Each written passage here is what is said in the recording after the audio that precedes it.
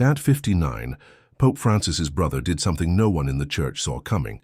He exposed a secret that the Vatican has fought to hide for years, a shocking autopsy report that reveals disturbing details about the Pope's health and final days.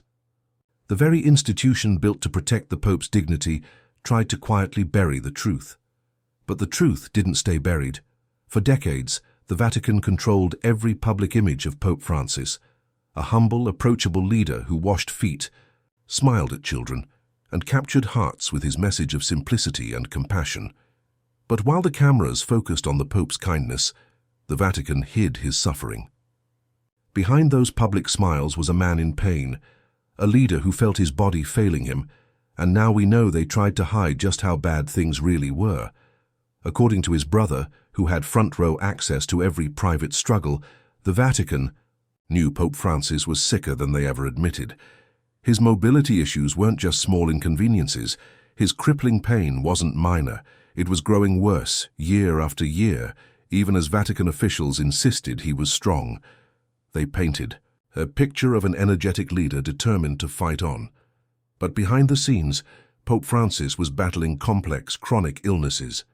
His health was failing, but the faithful never knew. It wasn't just one illness. The autopsy report, the same report the Vatican tried to bury, detailed chronic joint problems, so severe he needed assistance to walk. Gastrointestinal issues. That left him weakened, and even neurological concerns that may have clouded his judgment in his final years. A pope considered a bold reformer may have struggled to make decisions in his last months. Yet the Vatican never told anyone. This wasn't just a cover-up. It was a PR operation designed to keep the faithful in the dark. The Vatican's concern: admit the Pope was sick and the world might start asking whether he could still lead. Conservative factions inside the church would have seized on any sign of weakness, especially from a pope pushing reforms they resisted. By hiding the truth, officials could maintain their grip on power. They couldn't afford to admit he was too weak to carry out his duties. They feared that would cause doubts not just about Francis, but about the stability of the entire church. But when his brother died unexpectedly, everything began to unravel. That death triggered a mandatory autopsy, and that autopsy exposed the truth they fought to keep under wraps. The autopsy revealed something Vatican insiders feared: severe medical declines hidden from the public and private medical interventions the world never knew about. Some say he was rushed into secret procedures. Others claim he was quietly hospitalized, under false pretenses, appearances staged to make it seem like he was simply taking time for reflection, not struggling to survive. Why did his brother wait until now to speak? Simple. He was silenced. For years, Pope Francis's family was kept at arm's length, allowed only glimpses of his worsening health, and told what to say and when to say it. But after his passing, the silence broke. His brother had nothing left to lose. He went public, describing a pope in physical agony who leaned on him for emotional support because Vatican officials wouldn't listen. His pleas for more transparency were ignored. Vatican strategists insisted on keeping images of a strong and decisive leader. Pope Francis's brother claimed the Vatican didn't just hide his illness, they interfered with his care. Decisions were made behind his back. Treatments were delayed or hidden. Meanwhile, factions within the church plotted to wait it out, hoping his decline would open the door to reversing his reforms. And there were reforms.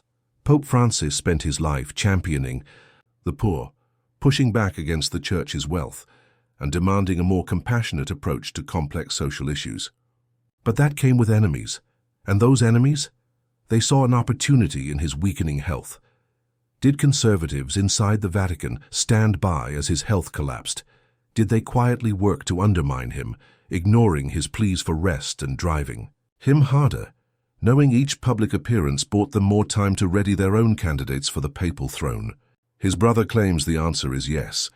He tells stories of late-night calls from Rome, a trembling voice, his brother, Pope Francis, confiding that he could no longer trust the people around him. He couldn't even trust the doctors assigned to care for him. "They tell me I'm fine," he reportedly said, "but I don't feel fine."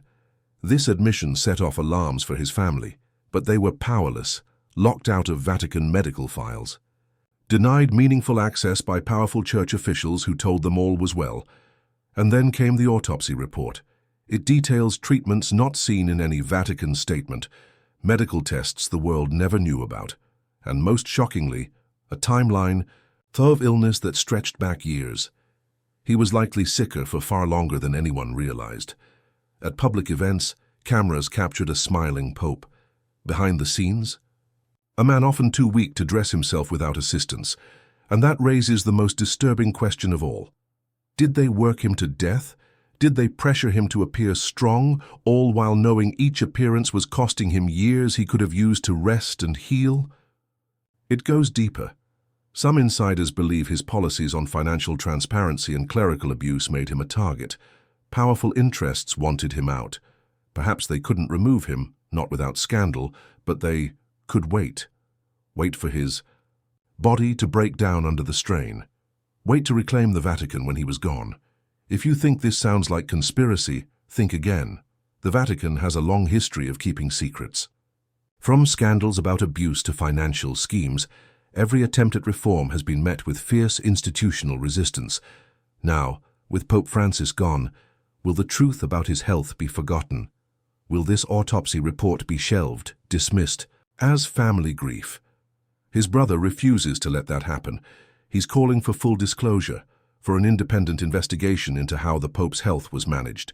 He's demanding answers, seeking justice not just for Pope Francis, but for a church that deserves to know whether it can trust its own leaders. Because this isn't just a story about one man's illness, it's a warning. If the Vatican would hide Pope Francis's decline, what else have they hidden? And what will they hide next? As the Catholic world mourns, questions remain unanswered. His brother's bombshell is only the beginning, and the faithful are watching, waiting for the full truth to finally come to light.